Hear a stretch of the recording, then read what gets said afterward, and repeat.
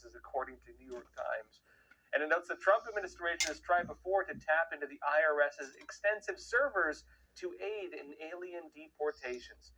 The IRS has resisted such plans over risks of sensitive taxpayer information and concerns of violating federal law. Again, it's sensitive if you let law enforcement just access the private information of every individual in the country. What they can do instead is cross-reference their data with IRS data. Was this illegal immigrant stealing someone's identity? Was this illegal immigrant violating some other law using, this tax system? Were they illegally working in the country? How were they doing it? Well, this could reveal it. And it's many illegal aliens working in the United States file taxes to the IRS. How do they do it? Well, they steal people's identities, how they do it. But it says it's a practice the agency has actually encouraged.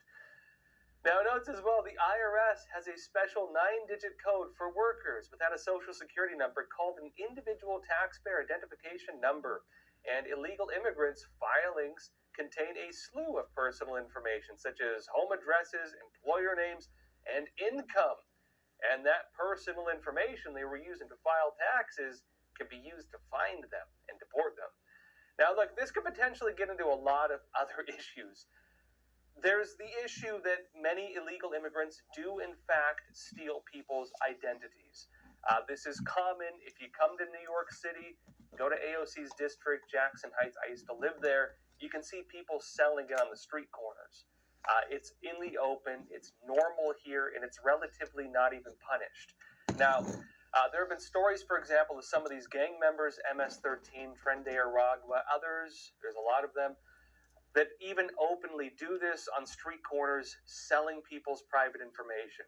And part of the way this works is you can buy a fake green card. You can buy a fake social security number. You can steal somebody's identity and start getting on the gravy train of, social programs if you're not already on it. Because remember, individuals under the parole system, they could kind of get it, right? They were able to get that and a whole lot more. Individuals who are not on that parole system, like actual, what we would consider conventional illegal immigrants, they're not able to unless they engage in identity theft. And so there's a big market selling that. Some businesses, like, for example, the big construction jobs in New York, they will also require you to have, for example, have work papers, social security numbers, those things. Yes, there are ways around this, which, according to this article, the IRS has encouraged them to take. You could argue that's because they avoid stealing people's identities. Maybe that's the preferable way. But this is also a semi-legal way for illegal immigrants to illegally work, which is a bit of an odd space, right? It's a legal pathway to do something illegal. And is that legal? I don't know. But the other issue is if immigration enforcement is able to get that data, they then get the names, phone numbers, information, home addresses of people who've been illegally working in this country. And if they can get that, well, it sends two messages. One is, well, to people illegally working who've taken this semi-legal route of working illegally. Yeah, that's how it works. It means that they will now be discouraged from doing it. They might just engage in identity theft, or they might work under the table, meaning less money for the IRS, meaning less money for the government, meaning, of course, that maybe that's a bad thing. The other side is, well, these people have been committing crimes, illegally working, and so on. Yes, there's a semi-legal pathway for them to do it, which is a bit odd in itself, but maybe that shouldn't be there in the first place, because why are you letting people violate the law? That's the kind of weird gray area this is in. And then there's, of course, the issue of, well, do you have a warrant to actually get people's private information, which is the legal difficulty this whole thing is going to face. Now, we'll see, of course. Now, in other news, the DHS has revoked legal protections of another wave of illegal immigrants. I'll be talking about this more after we come back from a quick break. Process, according to a notice posted to the Federal Register and signed by the Homeland Security Chief, Kristi Noem. Basically, the way it was working is that existing illegal immigrants could sponsor other illegal immigrants and bring them into the country, get them on the gravy train. Again, these people were on the parole system. The parole system opens the door for social welfare, free houses, free food, the whole 9 yards. So this is the actual semi-legal status that they were given. Now the issue that's being uncovered, according to many allegations coming out, is the sponsorship program oftentimes involved illegal immigrants sponsoring other illegal immigrants who they didn't even know. They were even establishing shops, and these shops were effectively working as human traffickers. And rather than saying, hey, we're human traffickers, they said, hey, we are sponsoring illegal immigrants who are paying our human traffickers. And so this was a very legally gray area operation in and of itself. Now, look, it says the order cut short of a 2-year parole program known as CHNV under Joe Biden that allowed 532,000 people who had arrived in the U.S. since October 2022 with financial sponsors to obtain 2-year work permits and live and work in the U.S. The other problem you have with those financial sponsors is sometimes it was slave labor. Hey, financial sponsor to come and work at my sweatshop, right? Now, notice that Noam's notice said they will lose their legal status on the 24th of April, coming up very soon. Now, it notes the new policy affects people who are already in the U.S. and who came under the humanitarian parole program, as they refer to it. It follows an earlier Trump administration decision to end what it called the broad abuse of the humanitarian parole, a long-standing legal tool presidents have used to allow people from other countries where there is war or political instability to enter the country and temporarily live in the U.S. The problem we had with it is that many have argued, at least on the Trump side, that it was being significantly abused. It was being used in ways it was never used before, but it's a semi-legal pathway that is now being re-examined. Now, notes, under the new policy, parolees must depart before their parole termination date if they have no lawful basis to stay in the U.S. It says, quote, parole is inherently temporary and parole alone is not an underlying basis for obtaining any immigration status, DHS said. Now, again, this parole system was a gray area tactic. It gave illegal immigrants semi-legal status, and this is what's different when you get into the debate of are they illegal aliens, are they aliens, are they migrants? It depends on the status, and it depends on how you interpret the law. Individuals coming in through this system where they were sponsored by people already here, this is kind of the chain migration issue you had.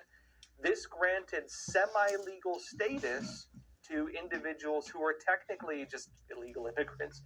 But because it was semi-legal status, they were technically migrants and were able to get social benefits and so on. The problem, as I briefly mentioned, was that the way this system works, some of these people who were sponsoring others were actual human traffickers. Some of the people sponsoring others were engaged in slave labor. Some of the people sponsoring others had set up like chop shops, basically, where they were running human trafficking businesses using this as semi-legal cover. But the problem is because what was an existing system that did have its purpose was expanded almost without limits and not really properly, regulated, was able to be used on just a massive scale. And when you deal with massive scales like that, you're going to have a lot of legitimate cases and you're going to have a lot of illegitimate cases. It seems the Trump administration is facing the problem that the issue is so broad that they don't even have the court system that could possibly handle or re-examine a lot of these cases. What they're basically telling a lot of the immigrants right now, and illegal immigrants, is self-deport because we don't have the capacity to view your case. Self-deport or you will be a criminal, but if you self-deport, you can have a legal pathway back into the country once we're able to properly review things, and once we get the legal system back, functioning again, and you don't have a wait line of like 10 years, because there's no way the migrant court system could ever possibly view all the cases right now. Now, folks, in addition to this, the United States Navy is getting involved in border security, and even more so. The U.S. Navy has now sent additional warships to help stop illegal immigrants and drug traffickers at the southern border. New York Post said this. It said the Navy on Saturday announced another destroyer. We assume they're not going to be launching like military barrages, but it's a destroyer sent to the southern border to aid in the ongoing maritime efforts to curb illegal immigration and drug smuggling. If you're a drug smuggler and you see a Navy destroyer, you probably don't want to mess with it. And its Navy officials said the USS Spruance, an Arleigh Burke-class guided missile destroyer against little drug traffickers, departed Naval Base San Diego Saturday to support southern border operations.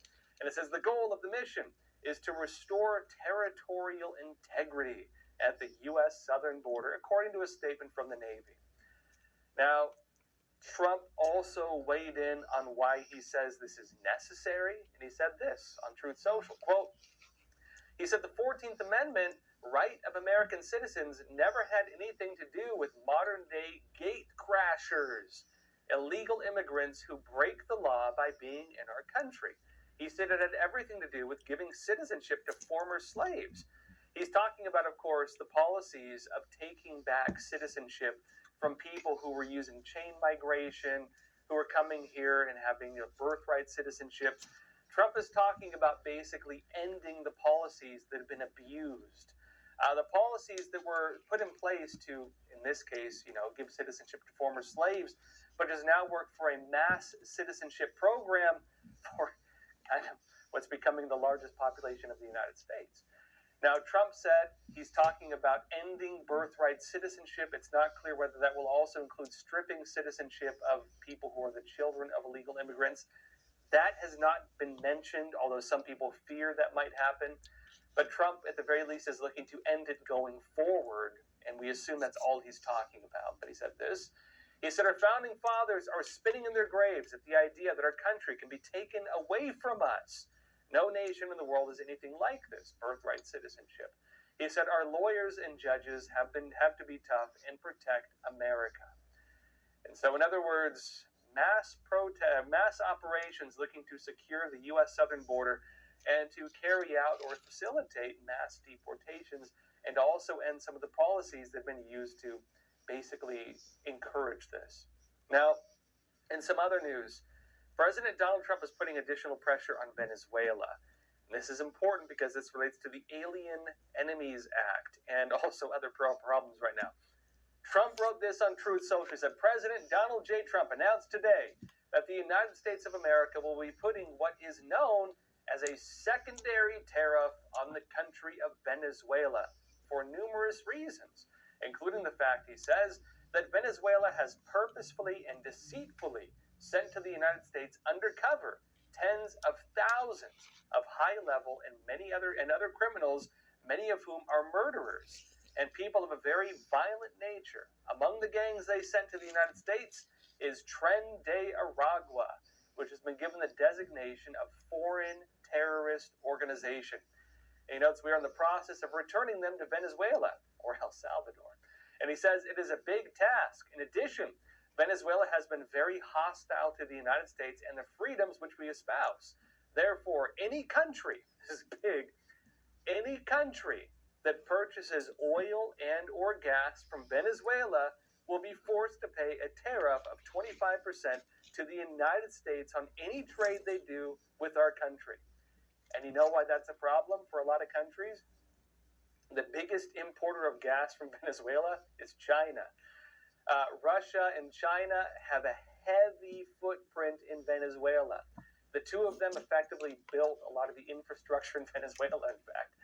A lot of the Venezuelan industry and infrastructure was built by the CCP through the Belt and Road Initiative. Debt traps, and because they were debt traps, a lot of it is controlled by the CCP. It's actually one of the reasons why and aside from terrible socialist policies, one of the big reasons why the Venezuelan economy failed. They're in all these debt traps with China. So if Trump does this, if Venezuela continues to trade with China, this will very deeply, in addition to the existing tariffs, really deeply harm the Chinese economy. Meaning the CCP, unless they get off that train, which they probably won't, this will make it very difficult for them.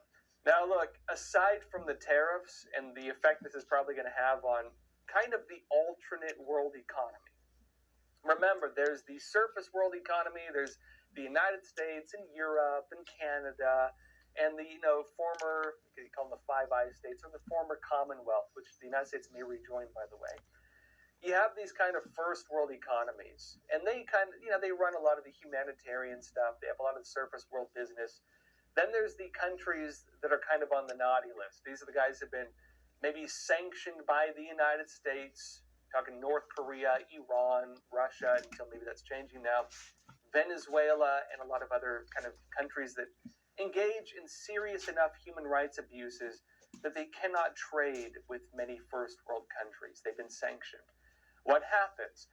The Chinese Communist Party built an alternative world economy and has, to an extent, nullified the effects of a lot of U.S. sanctions by establishing alternate trade systems with these countries. That's why, of course, North Korea, Russia, Iran, they kind of depend on the CCP's alternate world economy. Trump is offering some of them a way out, in particular Russia, but by doing this to Venezuela, which is part of that alternate world economy, very heavily alongside Cuba, to an extent Brazil because of the current leader. Venezuela now, main economy, oil exports, energy exports, and some domestic industry, which China basically runs. This will very much harm the CCP and maybe cause a lot of countries, including Russia, that are looking to make some deals with the United States, maybe also distance from Venezuela, meaning this will tank the Venezuelan economy even further. This could collapse Venezuela. Now, that would, to an extent, that was already on the table.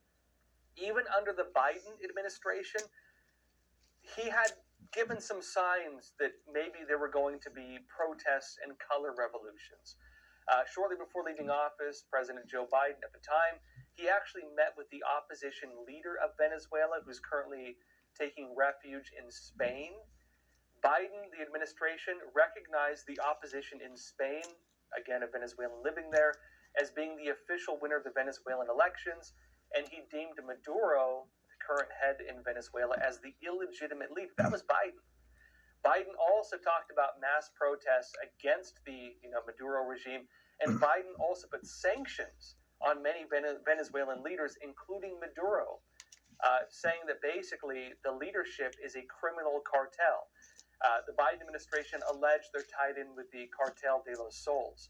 And Trump is now using that as part of his policies to invoke the Alien Enemies Act against Tren de Aragua, because Tren de Aragua, he alleges, works very close with the Venezuelan regime and also with the Cartel de los Sols, which works, again, according to the Biden administration, the Venezuelan regime. Now, this is important because the role of Venezuela in mass illegal immigration is a big thing, and it ties in with the gang Tren de Aragua. This is all key here. This is a key part of Trump invoking the Alien Enemies Act. To declare that, you need to say you're under an invasion or you're in a war with another country. Trump is using both of these. He's saying we're in a terror war. He has designated Tren de Aragua a terrorist organization. He says we're being invaded by them, and he's saying the foreign war or invasion is being done by Venezuela. The complication here is we have not declared a war against Venezuela. We've declared a war on terrorism. That's been in place since 9/11. But we're not at war with a foreign country. The technicality of the Alien Enemies Act is you can invoke it if you're under invasion by another country. And Trump is alleging that because of the ties between Tren de Aragua, the Cartel de los Sols, and how that relates to the Venezuelan regime, you can say that this is a facilitated invasion and it's coordinated because of the relationship between the cartels and because of the government relationship of those cartels. Now, on this, of course, ironically, this is going to become one of the big legal debates as well, because Trump is trying to now defend this in court. It's being blocked, and he needs to prove the legalities of this whole policy. We'll see how that unfolds. Well, everyone, that's all for tonight. Thank you for joining us, and as always, please take care of yourselves, stay informed, and stay free.